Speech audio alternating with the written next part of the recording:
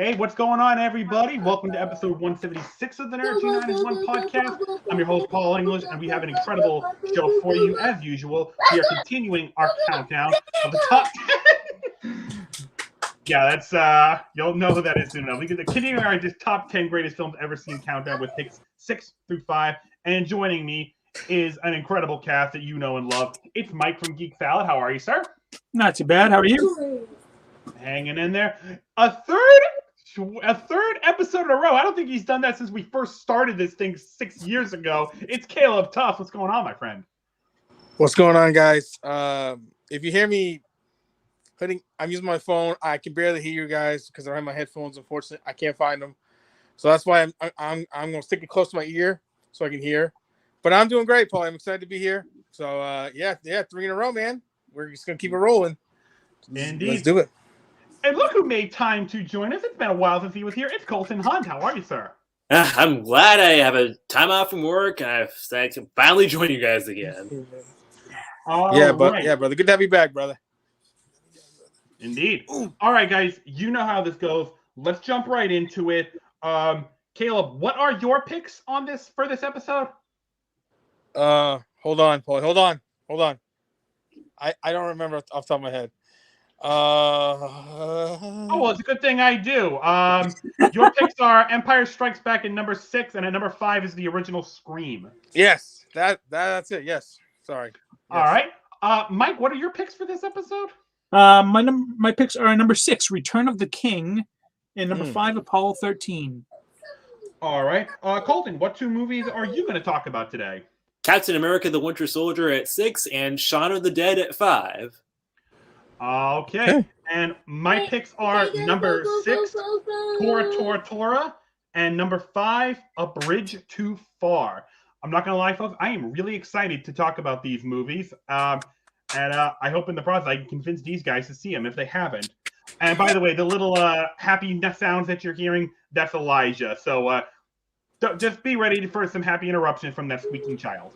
All right. So, Colton, I'm going to put you on the hot seat first. Before we ask your first question, real quick, what were your 10 through 7 picks? Number 10 was Rashomon. 9 was Alien.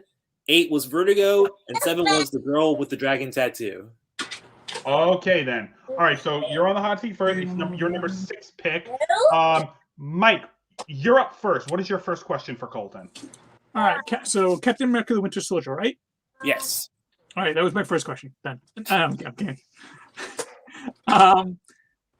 What is it about this movie that really makes it stand out opposed to the other 2 movies in the Captain America trilogy? I think what helps it stand out is that with the first movie, it has a very good first half, but it kind of sputters out towards the end. Not that it was bad, but it's not quite as exciting.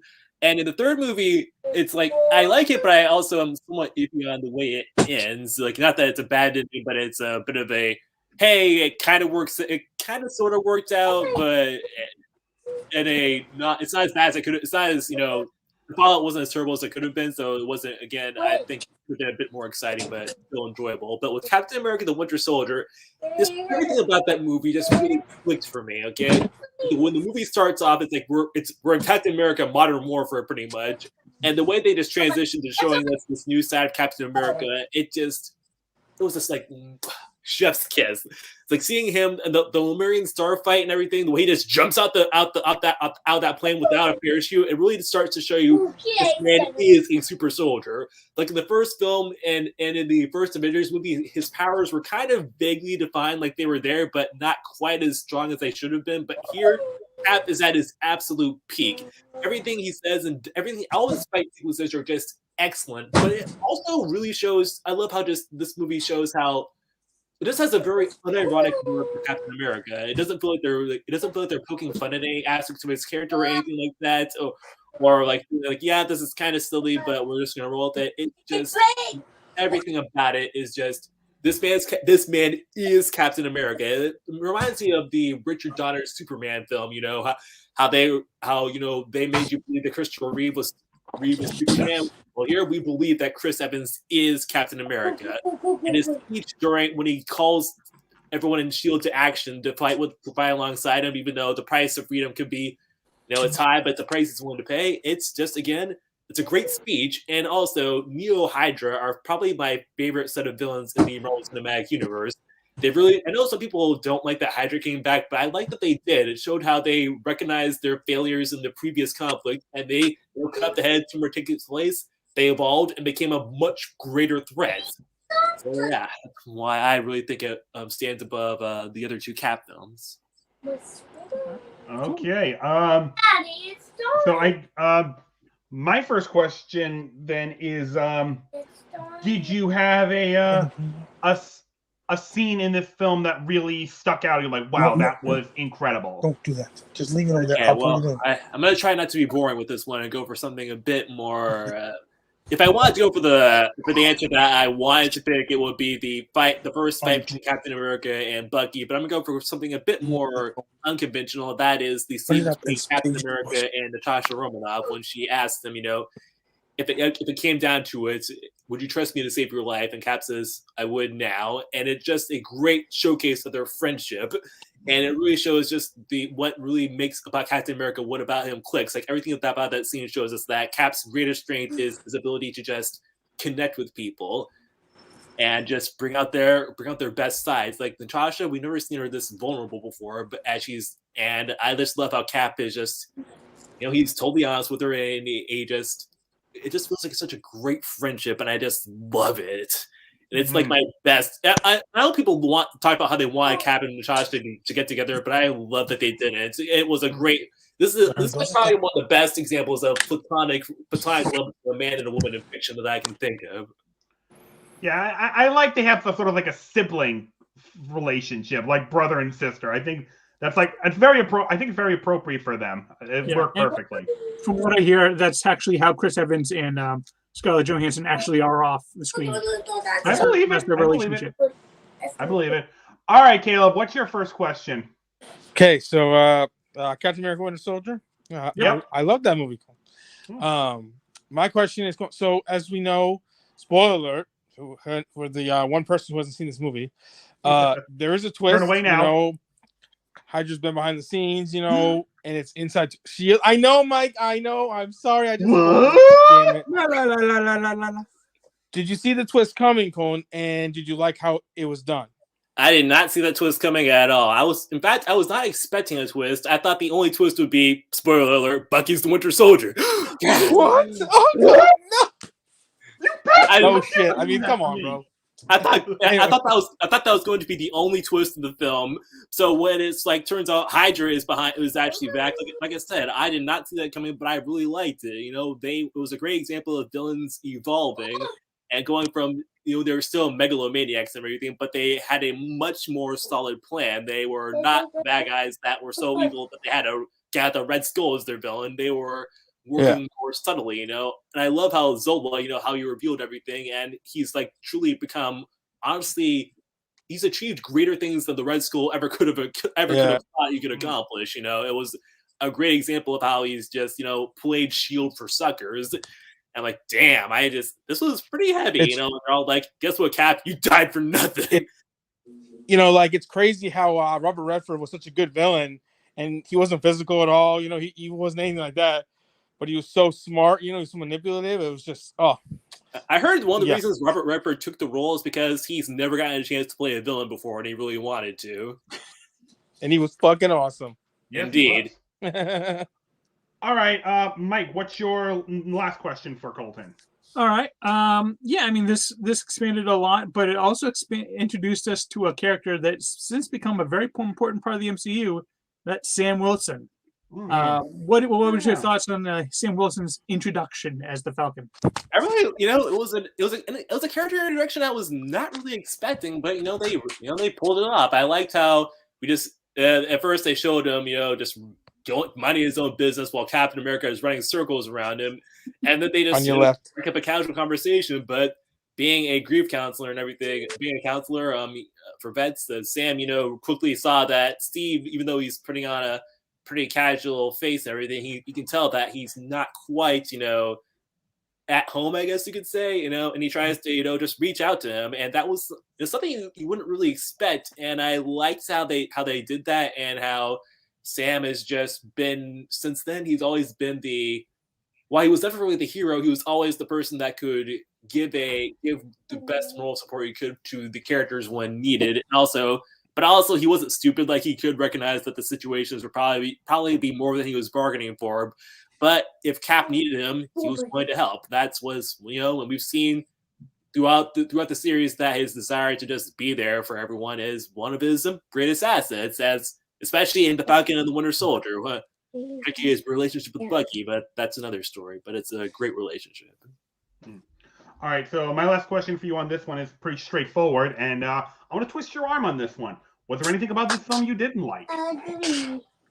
Yeah, I think the one thing I didn't like about this movie is that by the time it takes about half the film for us to find out that Bucky is the Winter Soldier, and it feels like that was a twist they could have, since everybody and their grandma pretty much knew that already. It feels like they shouldn't have saved that for like a exam shot. I think they could have done more to really establish, just how much the Winter Soldier program had screwed Bucky over, and I feel like he could have known earlier in the movie to really offset him, as opposed to only finding out like right before the climax was about to begin. Basically, it doesn't ruin the film, but I feel like it was a missed opportunity, and I felt like they could have done. Also, Sebastian Stan spends the first half of the film with his face covered, so it doesn't give him a lot of time to really anything until he starts taking off all the face coverings.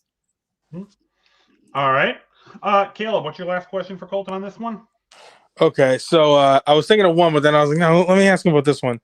So I believe, now you guys can correct me if I'm wrong, because again, I'm not is this the first introduction of Sharon Carter? Yes. Mm-hmm. So she's hot as hell, Colton. So give me your thoughts on her, not just her looks, but her as a character and how she's progressed, and how you first thought of her in this movie.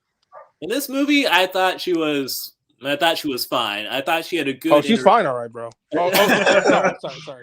In more ways than one. I like Emily Van Camp as much as the next guy, but a criticism I saw lobbed at the film was that basically Natasha kind of stole Sharon's thunder, like the relationship that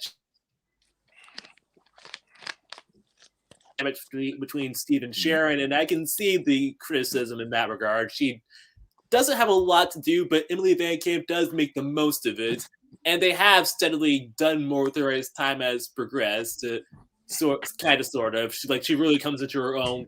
The Falcon and the Winter Soldier. When I won't spoil that one because it's a fairly recent series what they did with her, but it was very unexpected, and it really allowed Emily Van Camp to stretch her wings. But for her first introduction, it sets the stage for us wanting to know more about her. I guess wish they gave her a bit more of a meatier role, I guess. Especially since the way she's introduced, you can tell that she's obviously supposed to be someone that's important, but they don't really. It's more like what? How is she important? Find out next time on Dragon Ball Z. Right. Okay. All right, Colton. So you're off the hot seat for now. You will be back on later, but we are going to move on to Mike next. And Mike, so go ahead. You will get going with your number 6 pick. And Colton, I'm going to let you have the first question. So what is your first one for Colton and Return of the King? My first question for Mike is, okay, so the Lord of the Rings, it's usually considered like the all-time high, it's considered some of the best high fantasy films around, and basically the ones that brought the genre back from the brink. So what is about the Return of the King that really sets it apart from the first two? What made you pick it over them? Well, I mean, all three of them are just one continuous story. So I could just say the Lord of the Rings series. But if I had to pick one out of these three, it'd probably be the last one, just because that's where everything really happens. I mean, the joke is, the first two movies are basically just people walking, which, I mean, in a sense, it kind of is, but there's a lot more to them. But the last one is just when the big battles are all happening. Or you're getting all the climax. You're getting you finally get to see Mordor and see just what this kind of hell that everyone is afraid of is, and we get to see really just you really see how much of a toll that the ring is taken on Frodo. You get to see just what kind of a real fantastic friend and support Sam is. You get to see really what makes Aragorn into the king that he's supposed to be, and you see like just everything's just coming together in just a fantastic, huge movie, and it is a beauty to behold. This is really the climax of all three. I could pick the whole series, but this one is probably my favorite of the three. Okay, Caleb, what's your first question for him? Okay, I don't know much about Lord of the Rings. I'm not going to be fair with you, brother, but give me your favorite character and why. Favorite character, probably Sam. Okay. Played by why am I just completely blanking on his name? Is Sean Astin? It is Sean Astin. Thank you very much. Yeah, I mean, he plays it. He is. I mean, my absolute favorite moment is, they're on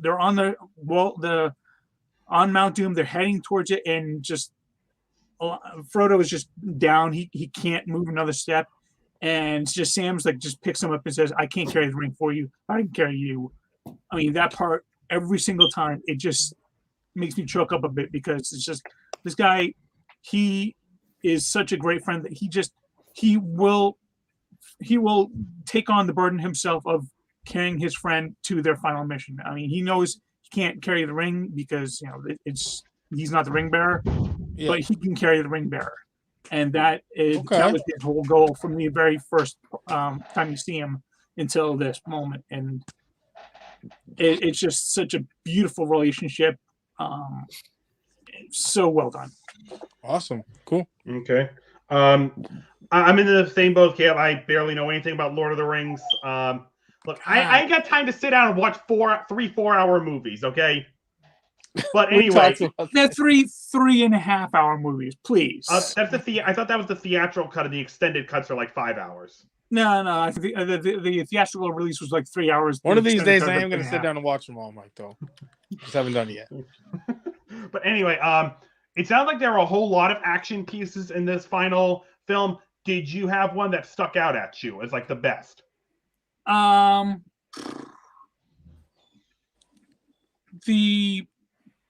believe it's called the Battle of Pelennor Fields.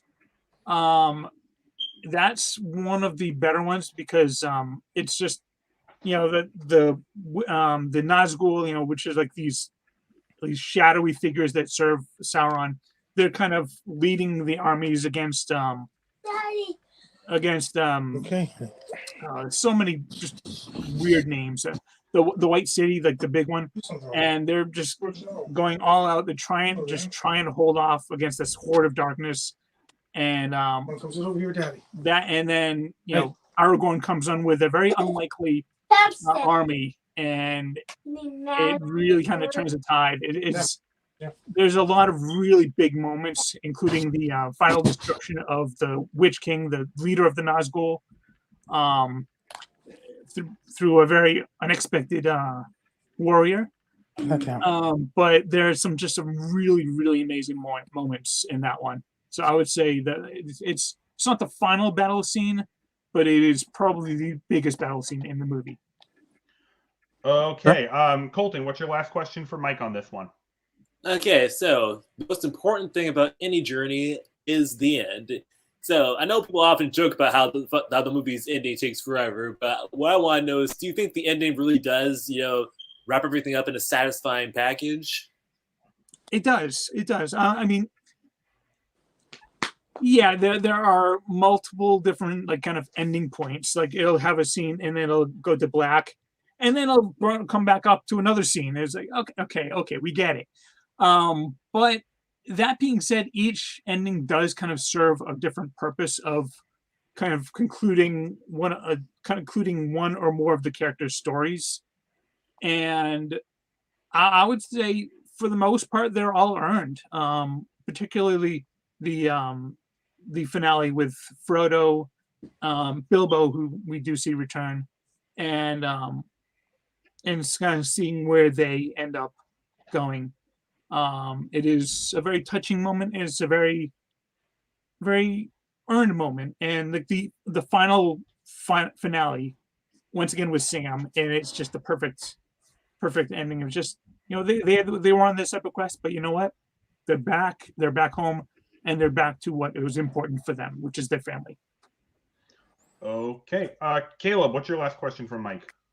Okay, I think Mike already answered this, but I'm gonna ask him anyway because if it's the same answer, then whatever. I was gonna ask you, Mike. Obviously, with such a big movie, and everything going on, there's a lot of dialogue. I was gonna ask you what your favorite line of dialogue is, but I think you explained it when you answered my last question. Yeah, unless it's something else. Yeah, it's you know what? I'll say what my second favorite line is. Then. Okay, yeah, okay. My favorite line is, "I can't carry the ring for you, but I can carry you." Yeah. My second favorite line is probably everything's done. Sauron's been vanquished. The ring has been destroyed, and everyone's just recovering back at the White City, and Aragorn has just been crowned king, and everyone's kneeling before him, and then the four hobbits kneel, and he stops them and he says, "No, stand. You kneel before no one," and he kneels before them. And it's such a brilliant moment of showing just the smallest people there, but they carried the burden same as everybody else. And in fact, without Frodo, none of this would have happened. So it was a very, very touching awesome moment. All right. So my last question, it's much more lighthearted. I've often heard a few people compare Andros from Power Rangers in Space to Legolas from Lord of the Rings. So who do you think wore their hair better, Chris Kamen Lee or Orlando Bloom? Oh, Orlando Bloom. He had a long throne going on. Andros had those double colors going, which that's a great question, Paul. It worked on occasion, but nah. Orlando Bloom all the way. Okay, good enough. All right, Mike, you're off the hot seat for now. You'll be back later. Caleb, it's your turn now, and your pick is Empire Strikes Back. So, Colton, you can go first again. What's your first question for Caleb? All right, The Empire Strikes Back. So, what I want to know is, what is your favorite? What's my favorite? What, Colton? Action scene. My favorite scene? Action scene. Oh, action scene. Oh, okay, gotcha. Oh man, I don't want to be cliche, man. Be cliche, man. Luke and Vader, and then you get the iconic scene. I am your father. Like when I first saw that, man, I was a little kid, and it just was like it just blew my mind. Watching Vader just kind of toy with him, just kind of like, man, he can't touch this dude, and finding out, oh, that's your dad. And remind me of all the times with if I would play my dad in something and he would always like kick my ass.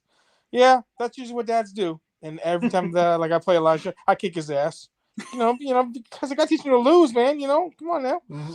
Yeah. So yeah, I hate to be cliche, man, but that's just always I just love that scene so much. So okay, Mike, what's your first question? All right. This has often been cited as being the best use of the special edition, compared to the special edition of Star Wars and Return of the Jedi. What are your thoughts on the special edition versus the original? Yeah, I don't mind it so much in this movie. It really bothers me in the 6th movie because of the changes and the gross. Yeah. But this movie, it's not so bad, honestly. Yeah, like this one and the original Star Wars is not terrible, but it really changes in 6. Like 6 is where a lot of the changes came. But yeah, I honestly don't mind if I watch. I'm a purist, Mike. I'd rather watch the originals. The beautiful 1980s cut. I would love to watch that. But if someone said, "Oh, I only have the special edition," and I wanted to watch it, I'm gonna be like, "Oh, well, I'm not gonna watch that shit." No, it's not that bad. Now 6, I might be like that, but yeah. So it's not so bad. Yeah, cool. Okay, my first question is kind of twofold.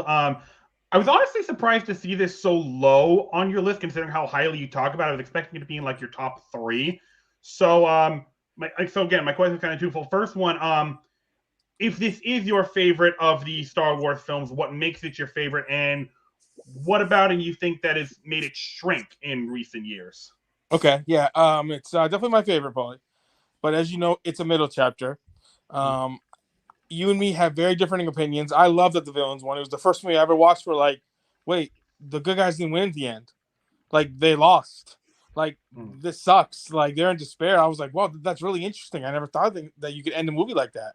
The reason, and again, I love Star Wars, but it's part of my childhood. As I've gotten older, Paulie, I feel like I've become, not that I don't love nerdy things, because obviously I do, as you guys will see with my number one pick. But I've become as I've gotten older, probably I've become a really big horror fan.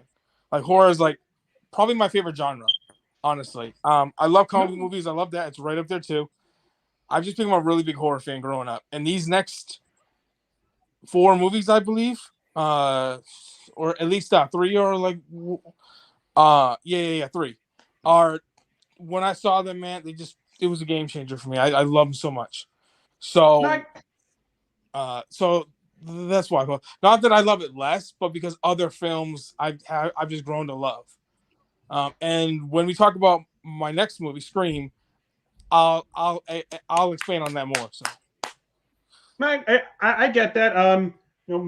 Both my films on this episode, and as well as one on my next one, they're historical movies, which I've become a huge fan of. So you'll see. Okay. Anyway, Colton, what's your last question for Caleb on this one? Okay, this is a little unconventional, but as devastating as The Empire Strikes Back is, there is actually a lot of comedy in this film. And what I know is, what do you think is the funniest scene in this movie?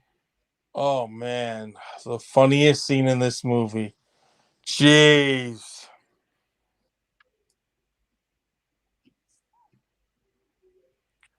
Man, I gotta think about that for a second. Oh man, that's tough. I mean, it's tough. Hold on, man. I gotta think. I gotta think off the top of my head. What would I put? Oh man. Honestly, it's hard to pick on, but I'd probably say anything with Han. He's probably my second favorite character behind Luke, because Luke's, he was always my favorite. But anything with Han, man, it's just hard to pick. There's just so many good ones. Probably anything with him, like it's really hard to pick. But again, like Harrison Ford, even though he said he didn't like playing Han Solo, he looked like he was having a shit ton of fun, dude. You know, I'd probably say the funniest scene with Han is when he's like running to the Falcon and turns it on. Then he turns on, then the lights turn off. He's like, "What?" Bam! And he hits it. And that immediately kickstarts the ship. So, like, because he's comic relief, but he's also a badass. So it's like, anything with Han is always just gold. So. Okay, Mike, what's your last question for Caleb? No question. I mean, Empire Strikes Back, it's a fantastic movie. It kind of stands for itself. It's a classic. Mm-hmm. All right. I guess my last question is kind of simple, but this film introduced us to 2 characters that have become incredibly prominent and popular in Star Wars lore, and that's Yoda and Boba Fett. When you first saw these characters, did you anticipate that they would become legends that they have become? I thought Boba Fett was going to be big. Well, of course, when I saw it was already big. But I mean, like, Boba Fett having a jetpack and stuff like that, and having that armor, he just looked really badass. Like, one of my good buddies who loves Boba Fett, he's convinced that he's not dead, that he survived the Sarlacc pit. I don't know. It's weird, but Yoda is like this like, small green. I mean, but the prequels, as much as I'm not a big fan of those, bro, they really showed Yoda as a badass, man. Like what he could do. So it really like brought it forward. Like, yo, this dude would kick your ass. Like, it doesn't matter, dude. He might be little, but he's gonna be jumping around, flailing around, spinning around. But no, Boba Fett, yes. Yoda, no. I honestly didn't think that he was going to become what he is now. So. Okay, then. All right, Caleb, you're off the hot seat. You'll be back on later, which means I'm up. So, Colton, what is your first question for me? All right, so this is unlike the other movies we just talked about. I have no idea. I have no idea what this movie is about. So, what is it that really put it this? What is about this movie that put it on your list? What do you love about it? Well, to answer the first part of your question, Tora Tora Tora it's the good version of Pearl Harbor. Okay. So let me put it like that. This was, I'm sure you've heard of that Michael Bay atrocity. This is a good version of that. This actually, and what I love about it is how the third act specifically, the action sequences are spectacular with some of the best practical effects you will ever see. So it is engaging right from the beginning. But what I love about it is how accurate it is. It almost plays like a documentary. You get the actual representation of the actual events that led up to the attack and the background of the key moments that led up to it. So it's very engaging. I love this movie. So yeah, that's what it's about, and that's why I love it. Great battle sequences, and it tells you the true story of what happened. All right, Mike, what's your first question? Just looking over the cast here, there are a lot of names in this one. Mm-hmm. Was there any one particular actor that really kind of stands out? Oh geez, I forget his name, but the actor who played Admiral Yamamoto. Yes, there is a very large cast, and if you want to make a good historical film, you kind of need that because there are no single serving protagonists in this movie. What you are seeing are the real people who did the real things that their real counterparts did. So yes, and I love the guy who did Yamamoto. I thought he stayed very true to what limited research I've done, who the real person was, what his personality was like, how he approached things. I thought that was a great performance. And if I had to look really hard to notice this, but I forget which hand it was, either his left or his right hand, but he would actually keep his two fingers tucked in very tightly because the real Yamamoto actually lost his fingers on one of his arms in a prior engagement. So he did it tucked in to represent that. And the funny thing is, if he had lost one more finger, he would have been discharged from service in the Imperial Japanese Navy. So kind of makes you think. All right, Caleb, what's your first question? Okay, like Colton, I have no idea what this is, Paulie. So it's coming off the cuff. I love it though because it's different, Paulie, and I love it. What is your favorite line of dialogue in the movie and why? Okay, all right. So my favorite line, and I'm actually going to be tying this into an inaccuracy of the film that you may not know is an inaccuracy. How many of you are familiar with the line, "I fear all we have done is to awaken a sleeping giant and fill him with a terrible resolve"? Sounds familiar. Yeah, that Yamamoto said that after the attack on Pearl Harbor. And it's one of the most synonymous lines, quote, associated with the Second World War. It's up there with FDR's "A date which will live in infamy" and Churchill's "We'll fight them on the beaches." It is so synonymous with Yamamoto that even Mako said it again in Pearl Harbor, and W. Bush paraphrased it after 9/11. However, there's no record he actually ever said that. Supposedly, the producer of the film said he found that line in a journal that Yamamoto kept, but no one ever found it. So most likely, it was just a fictional ruse that it was made up for dramatic effect, which it worked. It's a great friggin' line. But what I don't like about it is that it overshadowed a line that Yamamoto actually did say, and I fucking love this line. It was a few weeks before Pearl Harbor, and Yamamoto's discussing the battle plan with a higher ranking official in the Navy, and the higher official basically asked him, "Hey, can we really pull this off, and how much can we do once we're done?" To which I don't remember the exact words, but Yamamoto basically says to the effect of, if we are successful, I will be able to run free across the Pacific for 6 months to a year. After that, I cannot guarantee our success. And what I absolutely love about this line so much is just how prophetic he was. And when I say prophetic, here's what I mean by that. Exactly 6 months later, to the day of the attack on Pearl Harbor, June 7th, 1942, America defeated the Japanese Navy at the Battle of Midway.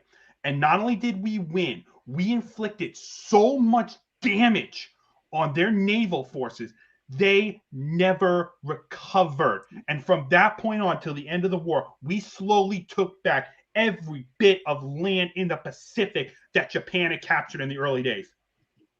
So, I mean, Okay. Wow. Holy shit. Okay.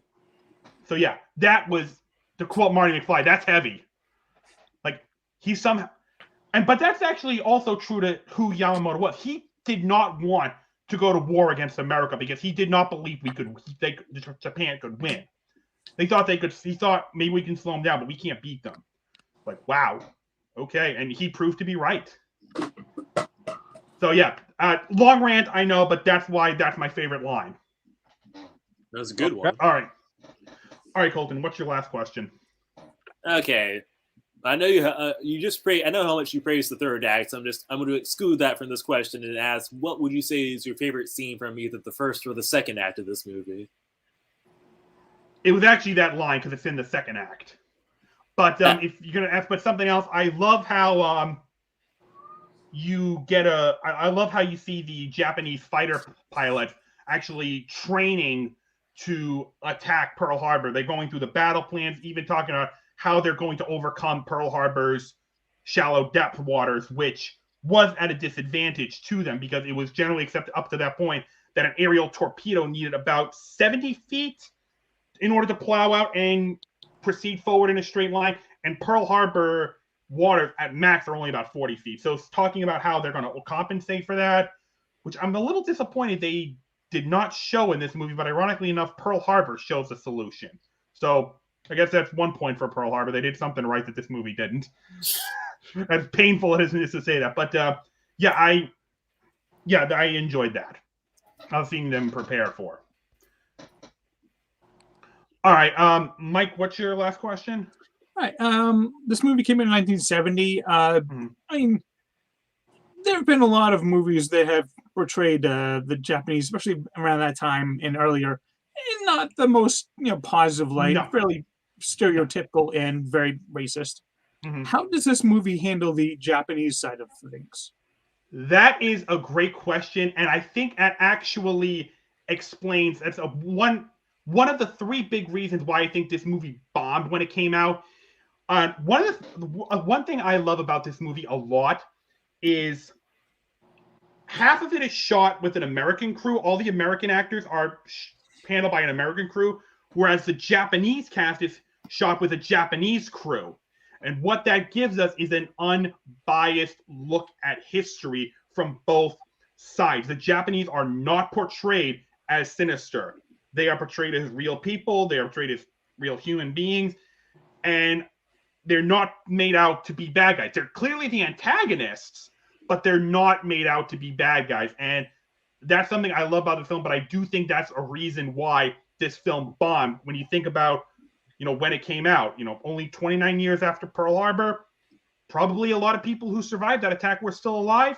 You had the Vietnam War going on. Kent State Massacre was only a few months prior to that. A lot of people at that time were not willing to look at an Asian force that was not portrayed as sinister. And this film does not portray them as sinister. Like I said, they're clearly the antagonists, but they're not portrayed as stereotypical bad guys. Oh, cool. Hey, big kudos for this movie for doing that. Not many did that back then. Not a lot still do it now. Think about it. All right. Even though, let's not make any assumptions. Some of the Imperial Japanese Army and Navy, a lot of these guys were monsters. In real life, let's not kid ourselves. But no, they were not portrayed that way in this movie. Oh, cool. All right, Caleb, what's your last question? Is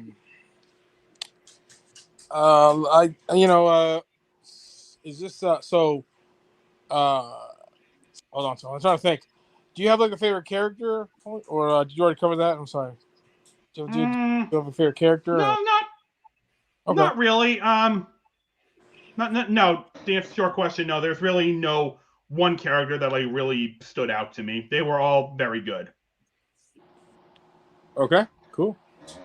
All right, so yeah, I can't recommend this movie enough. Go watch it if you haven't seen it. It is a grind to get through because the first 2/3 of the film is 99% of it is people standing around talking, but it's a solid film to get through, and I recommend it highly.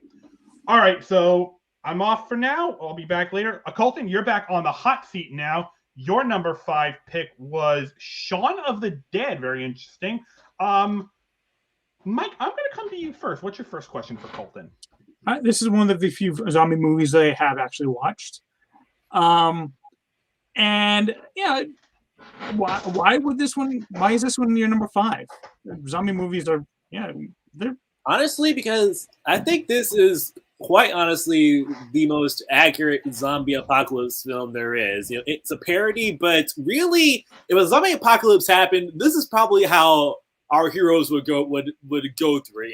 They are not well-trained badasses. They spend most of their time bumbling their way through one action scene to the next, and just trying to confusingly decide how are we going to survive all this. It's pretty realistic, honestly, especially when at the same time they somehow managed to work in a lot of the comedy still manages to work almost really, really well, even when there's tragedy going on. Like, for example, when Sean's mom gets bitten and the characters are trying to figure out, hey, should we put her down or something? One guy grabs a knife and holds it up to Sean's face, and Sean holds the knife up to that guy's face, and then the guy's friend says, hey, wait a minute, this isn't fair. So someone holds a knife up to his face at the same time, and even though it's hilarious, it somehow doesn't kill the seriousness of the moment at all.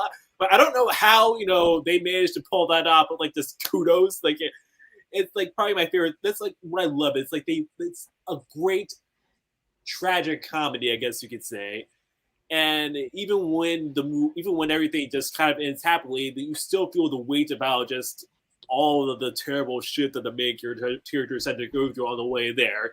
And Simon Pegg, he's mostly known as a comedic actor, but when he's like just devastated at the fact that he had to his character has to put his mother down, you're like just really just begging for something to go right for these guys. And I'm like, damn, you did not expect him to pull that up, but he's really better than most people probably give him credit for, I'd say.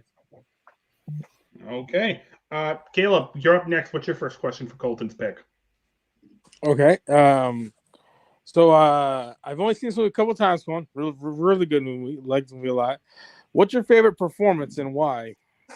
Okay, like I said, it's Simon Pegg. I like how he, in most movies like this, the main character will probably be this guy who's up as a loser, but in comparison to other movies where the main character is a loser, but they somehow get better through going through this extremely tragic event, Simon Pegg, he manages to keep Sean very grounded. He doesn't change or anything. He's pretty much shell-shocked throughout the entire film. At first, just trying not to die, but then the weight of everything just keeps crushing down him further and further. Until, like I said, he's like a sobbing mess. That the fact that he's like, I'm not gonna shoot my mom, and and then there's the fact that he has to then after he does have to put his mother down, he then has to face the fact that he has to maybe leave his best friend to die also because he's been bitten. And again, he sells all this like pretty well, Again, it keeps the movie feel very realistic just for a zombie apocalypse film. Oh. All right. Well, what I miss? Did you freeze? It looks like I froze for a moment, but Caleb came back. All right. I'll read the rest. I'll hear the rest of your question when I rewatch it. Okay. So my first question then. So Shaun of the Dead. Um, yeah, I'm not a big zombie person, but I'm not a big horror person in general, so I didn't really watch this movie. No. Did you have a? I know it's supposed to be a comedy. So did you have a scene in particular that kind of cracked you up the most?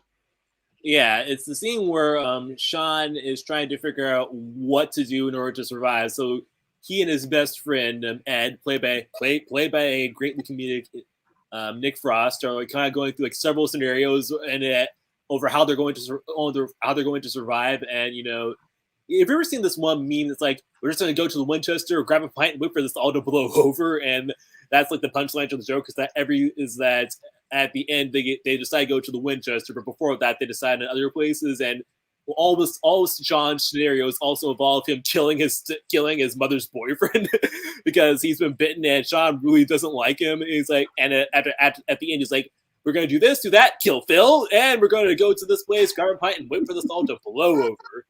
And it also becomes a pretty tragic brick joke also because when they finally get to the part where they have to kill Sean's mom's boyfriend, they're actually not happy that they have to do so, and it's really pretty tragic. Again, this is a movie that you would not think would have any sad moments, but there's actually quite a few of them. Okay, all right. Mike, what's your last question for Colton? Simple question: is this your favorite of the whole Coronado series? Unfortunately, I have not seen Hot Fuzz. I need to do so. But compared to The World's End, which I did see, I'd say that I prefer Shaun of the Dead more. I do think that The World's End is a bit more of it's a bit more better put together, I guess you could say. But Shaun of the Dead just speaks to me more for just the way it kind of lampoons, but also plays straight in a very realistic way zombie movies, which I watch more often compared to these post-apocalyptic kind of things, or compared to these robot apocalypse stories, I guess you could say. All right, cool. All right, Caleb, what's your last question? See. Did someone ask you what your favorite line of dialogue was, Colton? No. Okay, what was your favorite line of dialogue and why? Okay, my favorite line of dialogue comes from the end of the movie.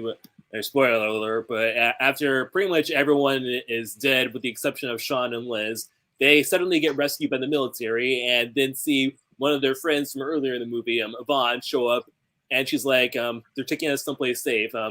I thought you might want to tag along. It's just the two of you. And when Sean and Liz nod, Liz takes a moment, or Yvonne takes a moment to compose herself and then says, well, glad somebody made it. And that line just really is like a cap on this day from hell everyone has been through. And everyone that we've spent this entire film watching, with the exception of two people, has tragically died. But she highlights the bittersweetness of the movie, of the movie's ending. That though a lot of terrible things have happened, at least somebody managed to see it through to the end. And it's just again, it kind of hit me right there. And again, just like I said, great cap on the film. Awesome. Okay. I don't have another question for you, Colton. So you are off the seat for now. Well done. All right, Mike, you're up next, and your number 5 pick is Apollo 13. Colton, you can go first with this one. What's your first question for him? I'll be right. I have to check something. I'll be right back. All right, then. In that case, Caleb, you can go first. Then, what's your first question for Mike? Okay, Apollo 13. I've only seen this once, Mike. So, is this your? I believe, Tom Hanks is in this, right? Yes. Okay. Is this your favorite Tom Hanks performance and why? He's had a lot of really great performances. I mean, he's one of the best actors ever. So yes, it's. But yeah, I think this is my favorite, primarily because he doesn't have to stand out. Okay. I mean, yeah, he is the main character, Jim Lovell. Yeah. But there are this is really an ensemble cast, and there's so many other just fantastic actors that he's playing against, that it just, he doesn't have to try and shine. He can just be a member of the cast, and he still it just exemplifies kind of a leader that's still in the team. And yeah, so I mean, kind of the fact that he doesn't have to stand out, kind of for me makes it a better acting. Awesome. Okay. All right. Colton's back. So, what's your first question for Mike on this one? Okay, my question for Mike is: so it's Apollo 13. Mm-hmm. Before I ask this, what were you just asked, just to make sure I don't ask the same question? Is this my favorite Tom Hanks performance? Okay, so my question for you is: so what would you say is your favorite scene of, I guess, tension, shall we say, in this movie? I would say it's odd because you think in the space shuttle in the not space shuttle in the capsule, in space is so many things, but one of my favorite moments is on Earth when they've got Ken Mattingly, Gary Sinise's character in the simulator, and he's kind of going back and forth with the other character. I think they only call him John. I don't know exactly his full name in it, but they're just going back and forth trying to figure out the landing procedure and trying to find the power, and they're just like time after time after time they keep going over on amperage, and they have to keep it like 20 amps maximum, and just the way they're trying to figure out, and the way they do eventually figure out how to actually get the entry sequence down it's a small moment, it's a quiet moment, it's really not action packed at all, but it's so tense, and you're like, are they actually going to find a way to find the power somehow? It's very, very well done. All right, pretty cool. Okay, guys, I have to go rejoin my company now for my Thanksgiving visit, but I really enjoyed being able to join you guys for this. I've missed talking with you guys so much, and you're good, man. Have a good night, Cole, man. Hopefully, I'll be able to join you guys again at some point. Definitely, always great to have you back, Cole. Yep. Enjoy your company, brother. I'm after this. I only got 2 more episodes left. All right, Cole, brother. You're good, man. Have a good night.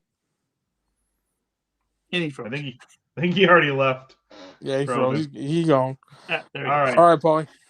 Actually, Mike actually talked about this movie on a previous episode that we did, so I got all the information I needed from him, and so I'm good on questions for this one. So, cool. Caleb, I'll let you have the last one. Mike, give Hole 13.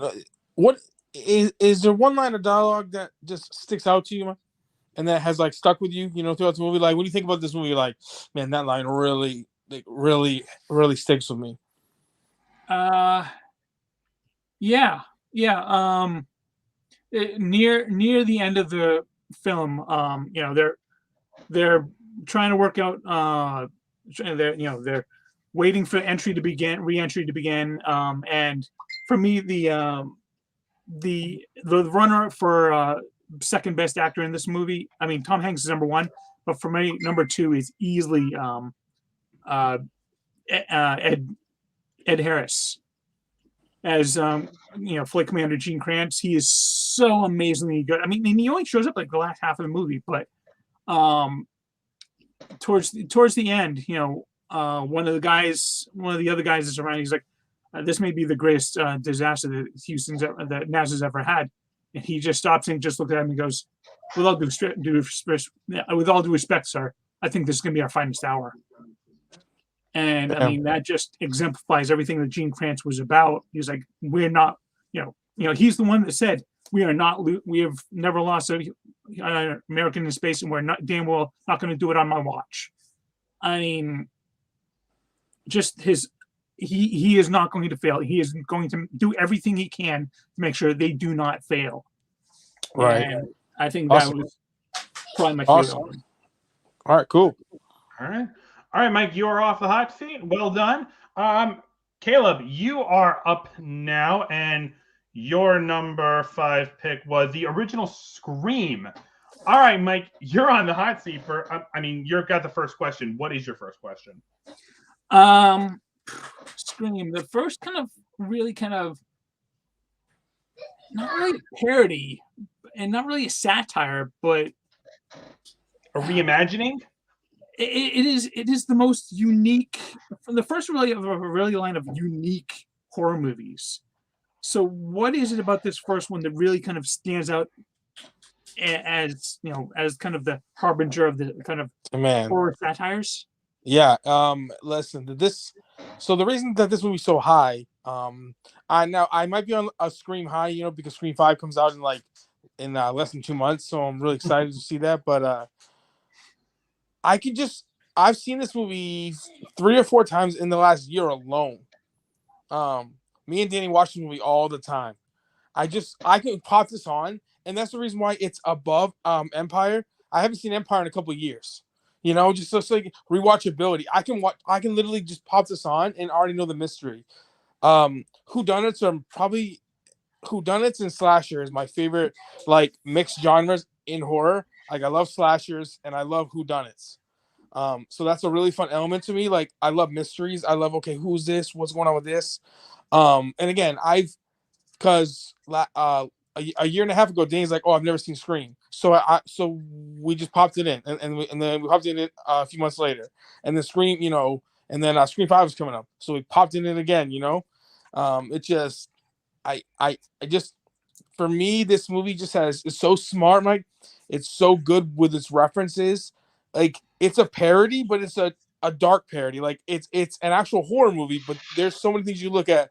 Yep, yep. Okay. You know, that makes sense. Oh, you shouldn't do that if you're getting chased by a killer. Yeah, you probably shouldn't do that.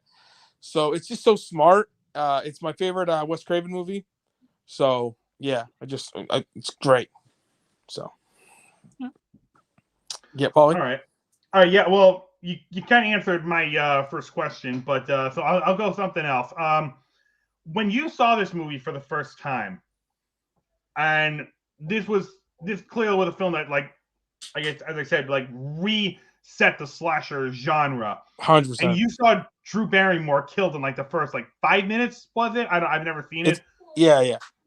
So what was your reaction when you saw that? Like, so back in the day, so the original Scream and the original Halloween are like two of the slashers that have just reinvigorated horror, you know, like 20 years apart. Like those two movies like changed horror. But anyway, Drew Barrymore was supposed to star in this movie. She was supposed to be the star. She was supposed to be Sidney Prescott. Yep. But she was like, Wes, what if I was the opening kill? Because in '96, probably when this came out, I mean, Drew Barrymore was huge, on top of the world again, mega star, bro. Nobody would think, oh, they're not gonna kill Drew Barrymore, and they mutilate her body, bro. Mm-hmm. Like, so it was actually her idea. So like, that was brilliant. And obviously, I was young, but I didn't realize. And I'm like, oh wow, Drew Barrymore's this really cool. And then you see it, Paul, you're like, whoa! It's probably the opening kill in horror history, no matter what the movie is. It's very iconic. It's very clever, and they try to replicate it in the sequels. It's not the same, but it was awesome, dude. It's pretty insane. So, all right, Mike, what's your last question? Yeah. Well, I mean, this was the first one, but you know they have made 4 other sequels and a 5th one come on the way. Are any of those worth watching, do you think? Oh yeah, definitely. Look, this is the one horror franchise I'll say. There's only been 4 so far. There's gonna be a 5th one in January, which scares me because it's January. You guys know that's like the dumpster fire for movies, but we'll see. You know, because the COVID might have changed it. It was supposed to come out October of this year, but because of COVID, it got pushed back, which is whatever.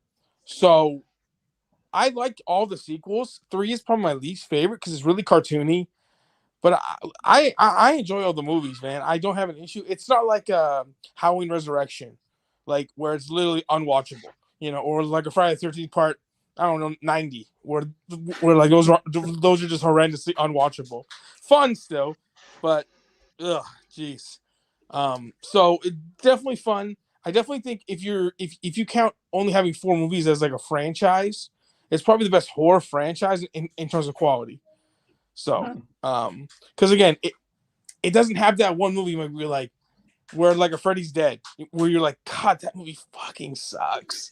That movie is, I can't watch it. It's so bad. It doesn't have that movie, thank God. Or I'm hoping that 5's not it. Jesus Christ, please no. So we'll see. But yeah, so that's one of the things where like the quality definitely drops off. You're like one is here and the other ones are down here. In my opinion, like one is just so good, which is why it's on this list for me. But yeah, still good though. Oh, cool. Okay. I actually don't have a last question for you. You pretty much summed it up pretty well, Caleb. All right, fair enough, then. So you're off the hot seat. Well done. I guess I'm on. So my pick. And Mike, I'll start with you on this one. What's your first question from me? All right. So we go from the Pacific Theater to the European Theater with A Bridge Too Far. Yep. And much with Tora Tora Tora, this one had a lot of big names, and probably even more than Tora Tora Tora. Yes. There are so many names. There are legends in this movie. Any one in particular that really stands out for you? All right. Well, I mean, just to give you a rundown, if you don't know, okay, so just to name a few of them: James Caan, Michael Caine, Sean Connery, Gene Hackman, Anthony Hopkins, and Robert Redford. Just to name a few, all in this movie. It's a lot of legends. Yes.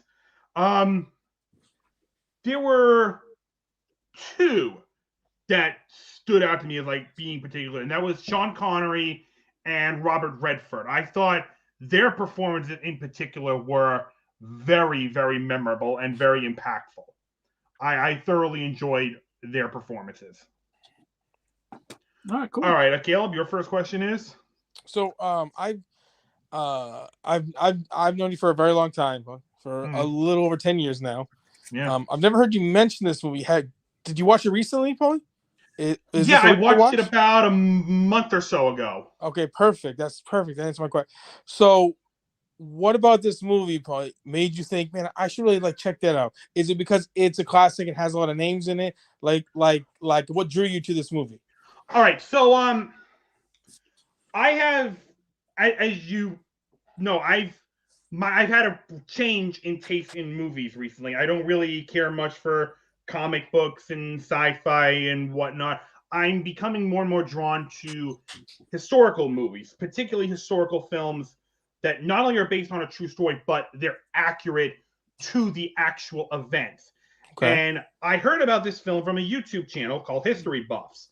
He was talking about this movie tremendously and just praising it as one of the best, one of the greatest, if not one of the greatest World War II movies ever, not only because of just how action-packed it was, not just because of star power, but it was historically accurate to the true Operation Market Garden, which was a real operation by the Allies. Look it up if you want. But they tell that story faithfully. Now, it is based on a book, but the book chronicles the true events.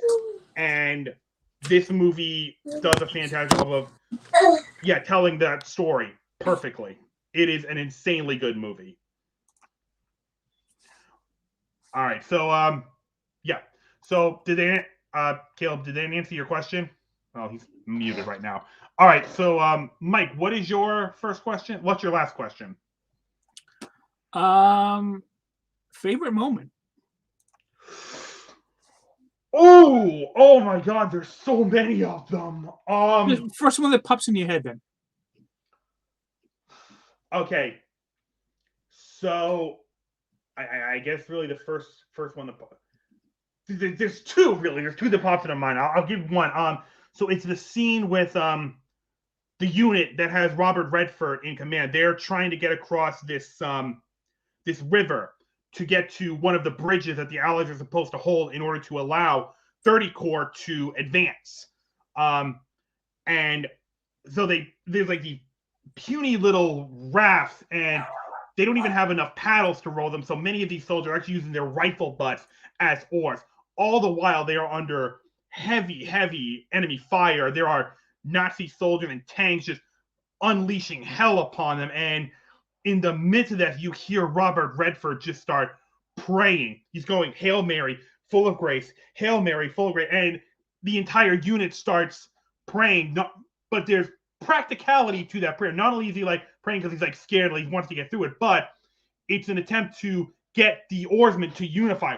One stroke, stroke, stroke. That's like a rhythmic chant. And we're like, wow, that was vicious. And if you look up the real operation, yeah, that was pretty much the same thing. That what you see on screen is 99% of what happened in real life. So it was a vicious, it was brutal. There's a reason why they're the greatest generation. All right. So yeah. All right, Caleb. Last one is yours. Do you have a final question for me? I got nothing else for you, Paulie. I ain't got nothing else for you. So. All righty then. All right. So yeah, another amazing movie. I hope you guys will check it out at some point. It's absolutely amazing. All right, guys. So that is going to wrap up our discussion. I'm going to wrap up our episode. Thank you all so much for being here. Colt, it was great to have Colton back. I hope he can join us again. Mike, it was a pleasure having you here. Always great to be here. And Caleb, my brother, it was amazing to have you here as well. Good to have you. Good to be here, brother. And I'll see you guys next week. Absolutely. We'll see you next week for our next episode. Have a great night, everyone. Bye-bye.